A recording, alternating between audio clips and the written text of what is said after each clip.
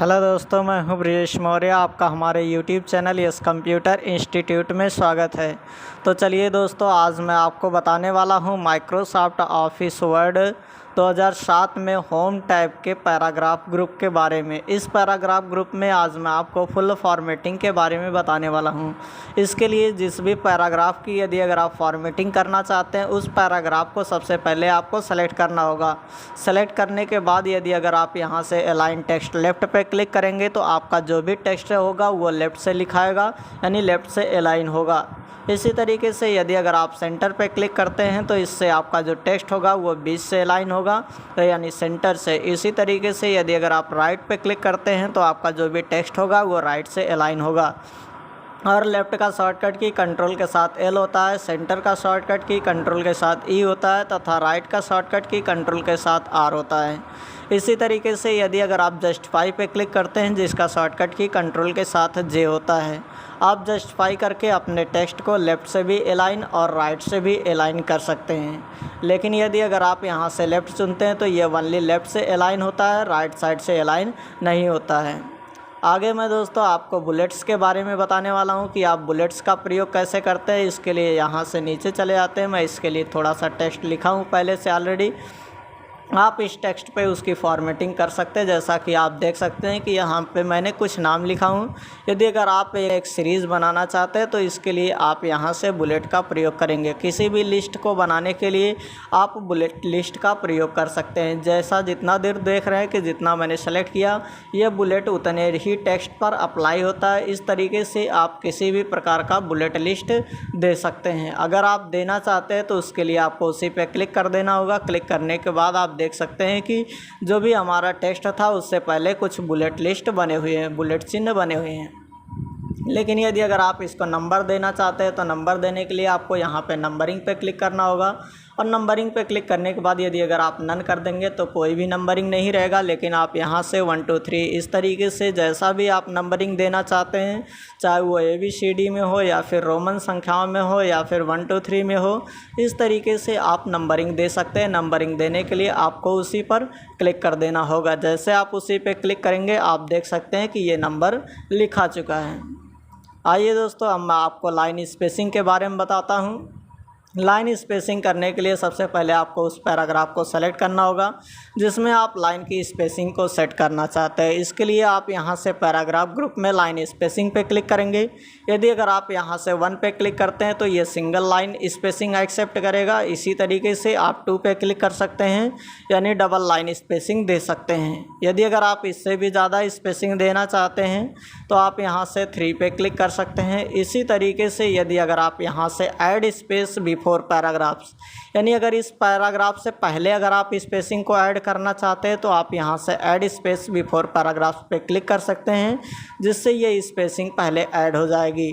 इसी तरीके से यदि अगर आप रिमूव करना चाहते हैं पैराग्राफ से पहले की स्पेसिंग, और इसी तरह से रिमूव स्पेस आफ्टर पैराग्राफ्स, यानी पैराग्राफ के बाद की स्पेसिंग को अगर आप रिमूव करना चाहते हैं तो उसके लिए आपको इस पर क्लिक करना होगा। जैसे आप क्लिक करेंगे आप देख सकते हैं कि हमारे पैराग्राफ के बाद की जो स्पेसिंग थी वो रिमूव हो चुकी है।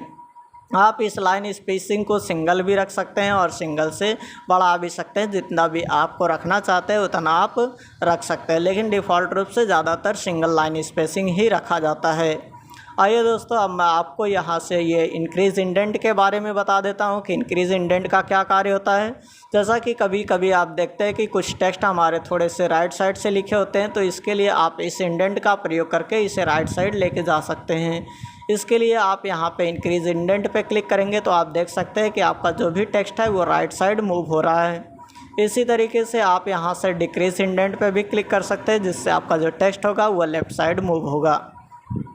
इसी तरीके से आप यहाँ से इंडेंट का भी प्रयोग कर सकते हैं। जैसा कि देख सकते हैं ये फर्स्ट लाइन इंडेंट है, तो फर्स्ट लाइन इंडेंट पे क्लिक करके आप अपनी पहली लाइन को जितना भी दूर से लिखना चाहते हैं उतना दूर से लिख सकते हैं। इसी तरीके से आप यहाँ से लेफ़्ट इंडेंट को भी जहाँ पे भी सेट करना होगा उस तरीके से सेट कर सकते हैं।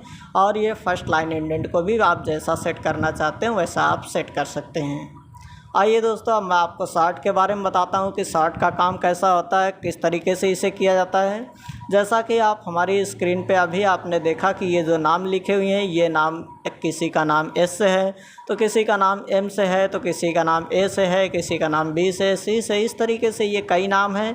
लेकिन ये पूरी तरह से सही नहीं लिखा हुआ है। जैसे मतलब पहले ए नाम वाले, फिर बी, फिर सी, इस तरीके से अगर आप लिखना चाहते हैं यानी सॉर्टिंग करना चाहते हैं तो इसके लिए सबसे पहले आपको इन सभी टेक्स्ट को सेलेक्ट करना पड़ेगा। सेलेक्ट करने के बाद आप यहाँ से शार्ट पे चले जाएंगे। जैसे ही शार्ट पे क्लिक करते हैं, यहाँ पे आपके सामने शार्ट का डायलॉग बॉक्स आ जाएगा। इसमें यदि अगर आप शार्ट असेंडिंग रखते हैं तो असेंडिंग रखने का मतलब ये होगा कि ये जो आपका टेक्स्ट होगा ये ए बी सी डी इस तरीके से जेड की तरफ जाएगा। लेकिन यदि अगर आप डिसेंडिंग रखते हैं तो सबसे पहले जेड वाई इस तरीके से मतलब उल्टे क्रम में आपको दिखाई देगा। तो मैं यहाँ पे असेंडिंग पे क्लिक कर देता हूँ। असेंडिंग पे क्लिक करने के बाद ओके पे क्लिक कर देंगे। जैसा कि आप यहाँ पे देख सकते हैं, पहला सोहन है और दूसरा मोहन है। जैसे ही आप यहाँ से असेंडिंग पे क्लिक करके ओके करेंगे, ओके करने के बाद आप देख सकते हैं कि सबसे पहले नंबर पे अमन आ चुके हैं, इसके बाद ब्रिजेश आ चुके हैं। इसी तरीके से आप देख सकते हैं कि ए बी सी और फिर डी से अगर किसी का नाम होगा तो वो डी से नाम आएगा, यानी जेड तक ये पूरी तरह से चलता हुआ चला जाएगा।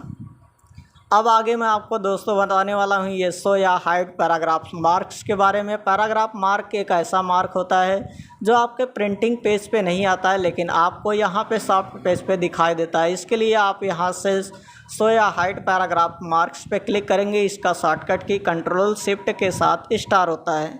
यदि अगर आप इस पर क्लिक करते हैं तो क्लिक करने के बाद आप पाएंगे यहाँ पे देखिए, जहाँ भी मैंने इंटर किया है, जहाँ से हमारा पैराग्राफ ख़त्म होता है वहाँ पे एक मार्क बन चुका है, और जहाँ भी हमने स्पेस दिया वहाँ पे कुछ बिंदु आपको दिखाई दे रहे हैं। तो इस तरीके से आप यहाँ से पैराग्राफ मार्क का प्रयोग कर सकते हैं। इसे हटाने के लिए पुनः आप इसी पे क्लिक कर देंगे, ये जो आपका पैराग्राफ मार्क है वो हट जाएगा। अब इसी तरीके से दोस्तों, यदि अगर आप यहाँ से ये टेबल का प्रयोग करना चाहते हैं तो आप यहाँ से बॉर्डर भी इसमें लगा सकते हैं। यदि अगर आपको नीचे बॉर्डर लगाना होगा अपने पैराग्राफ के तो आप बॉटम बॉर्डर का प्रयोग कर सकते हैं। इसी तरीके से यदि अगर आपको ऊपर बॉर्डर लगाना होगा तो आप टॉप बॉर्डर का प्रयोग कर सकते हैं। लेफ़्ट लगाना होगा तो लेफ़्ट बॉर्डर का, राइट लगाना होगा तो राइट बॉर्डर का। नो बॉर्डर से किसी भी प्रकार का बॉर्डर आपके पेज में नहीं दिखाई देगा। लेकिन यदि अगर आप ऑल बॉर्डर करते हैं तो ऑल बॉर्डर लगेगा, आउटसाइड करेंगे तो आउटसाइड लगेगा, इनसाइड करेंगे तो अंदर लगेगा, और इनसाइड हॉरिजॉन्टल करेंगे तो ये ओनली इनसाइड हॉरिजॉन्टल बॉर्डर ही लगेंगे। इसी तरीके से आप इनसाइड वर्टिकल बॉर्डर भी लगा सकते हैं। तो जैसा कि मैं यहाँ से आपको आउटसाइड बॉर्डर पे क्लिक करके दिखा देता हूँ। इससे जैसे ही आप आउटसाइड बॉर्डर पे क्लिक करेंगे, क्लिक करने के बाद आप ये देख सकते हैं कि जो भी हमारा पैराग्राफ था ये पूरी तरह से बॉर्डर के अंदर चला गया। लेकिन यदि अगर आप यहाँ पे एक हॉरिजॉन्टल लाइन खींचना चाहते हैं तो हॉरिजॉन्टल लाइन भी खींच सकते हैं। इसके लिए आप यहाँ से बॉर्डर पे जाएंगे और उसके बाद हॉरिजॉन्टल लाइन पे क्लिक करेंगे। जैसे आप हॉरिजॉन्टल लाइन पे क्लिक करेंगे, आप यहाँ पे देख सकते हैं कि एक हॉरिजॉन्टल लाइन हमारे पेज में खिंचा चुकी है।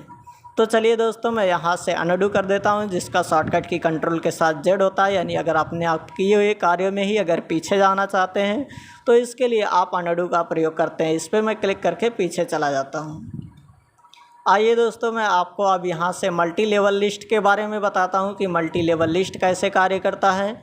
इसके लिए सबसे पहले आपको इसी पे क्लिक करना होगा। क्लिक करने के बाद यदि अगर आप नन कर देते हैं तो कोई भी मल्टी लेवल लिस्ट लागू नहीं होता है। लेकिन यदि अगर आप आर्टिकल लगाना चाहते हैं या फिर हेडिंग की तरह से लगाना चाहते हैं या फिर चैप्टर की तरह से लगाना चाहते हैं तो आपको इसी पे क्लिक करना होगा। जैसे आप क्लिक करेंगे, क्लिक करने के बाद आप यहाँ से देख सकते हैं कि आर्टिकल फर्स्ट है, यानी हमारा ये पहला पैराग्राफ था।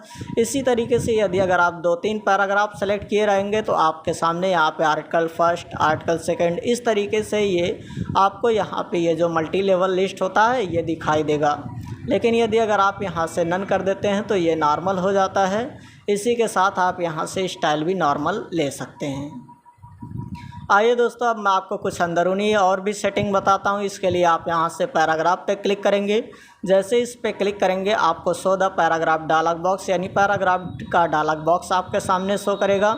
इसमें आप यहाँ पे देख सकते हैं कि कुछ जनरल सेटिंग्स दी गई है। जैसे आप अलाइनमेंट सेट कर सकते हैं, यानी आप लेफ़्ट राइट सेंटर जस्टिफाई भी कर सकते हैं, जिसके बारे में मैंने अभी आपको यहाँ पर पूरा बताया। इसी तरीके से आप आउटलाइन लेबल का भी प्रयोग कर सकते हैं। जो भी लेबल आप चुनना चाहते हैं ये लेबल चुन सकते हैं। लेबल चुनने के बाद आप यहाँ से इंडेंटेशन का भी प्रयोग कर सकते हैं, जो मैंने आपको यहाँ से पूरी सेटिंग करके बताई कि आप लेफ्ट इंडेंट को कितना रखना चाहते हैं। या तो आप यहीं से इसको ड्रैग कर सकते हैं अथवा आप इसमें लिख सकते हैं कि हमें कितना दूर, ये 0.5 इंच मान लीजिए कि हमारा ये लेफ़्ट में इंडेंट, जो लेफ़्ट इंडेंट है वो 0.5 इंच राइट चला जाएगा। इसी तरीके से आप यहाँ से राइट इंडेंट को भी सेट कर सकते हैं। राइट इंडेंट सेट करने के बाद इंडेंटेशन में ही आपको कुछ स्पेशल मिलता है। जैसे आप फर्स्ट लाइन को यदि अगर चाहते हैं तो फर्स्ट लाइन भी सेट कर सकते हैं, और हैंगिंग इंडेंट चाहते हैं तो हैंगिंग इंडेंट भी सेट कर सकते हैं। हैंगिंग इंडेंट जैसा कि आप यहाँ पे प्रीव्यू में देख सकते हैं कि हैंगिंग इंडेंट जो होता है वो पहली लाइन को छोड़ करके आप जितना राइट साइड अलाइन करना चाहते हैं यानी इंक्रीज़ करना चाहते हैं उतना यहाँ पे बाई में लिख करके इसे बढ़ा सकते हैं। लेकिन यदि अगर आप फर्स्ट लाइन पे क्लिक करते हैं तो ये पहली लाइन के लिए अप्लाई होता है, और फर्स्ट लाइन पे क्लिक करके आप यहाँ से बाई में जितना इंच उसे राइट साइड इंक्रीज़ करना चाहते हैं आप उसे बढ़ा सकते हैं। इसी तरीके से आप मिरर इंडेंट्स का भी प्रयोग कर सकते हैं। मिरर इंडेंट से दोनों साइड का बराबर होता है। आप यहाँ से स्पेसिंग को भी सेट कर सकते हैं। स्पेसिंग जैसे बिफोर यानी जो पहले स्पेसिंग है, इसको अगर आप पैराग्राफ से पहले स्पेसिंग को बढ़ाना चाहते हैं तो आप इस पर क्लिक कर देंगे, इससे आपके पैराग्राफ के पहले स्पेसिंग बढ़ जाएगी। इसी तरीके से आप आफ्टर यानी पैराग्राफ के बाद भी स्पेसिंग बढ़ा सकते हैं। यहाँ से भी लाइन स्पेसिंग ऑप्शन है, इस पे यदि अगर आप सिंगल रखना चाहते हैं या फिर 1.5 लाइन्स रखना चाहते हैं या डबल, जैसा भी आप रखना चाहते हैं आप यहाँ से भी उसे चूज़ कर सकते हैं। चूज़ करने के बाद आप चाहे तो यहाँ से अगर सिंगल या फिर एग्जैक्टली और भी कोई लेते हैं तो आप यहाँ से ऐड में उसे बढ़ा भी सकते हैं आप अपनी मर्ज़ी से।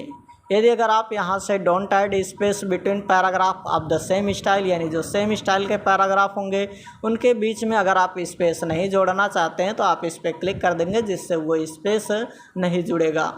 सो आई होप दोस्तों अब आपको ये पैराग्राफ ग्रुप के बारे में पूरा पता हो गया होगा। यदि आपको ये वीडियो अच्छी लगी और आप हमारे चैनल पे नए हैं तो आप हमारे चैनल को सब्सक्राइब करें, साथ ही साथ बेल आइकन को भी दबाएं ताकि आने वाली वीडियोस की नोटिफिकेशन आपको मिलती रहे और आप माइक्रोसॉफ्ट ऑफिस वर्ड को फुल डिटेल्स के साथ पूरा कम्प्लीटली सीख सके। जय हिंद दोस्तों, नमस्कार।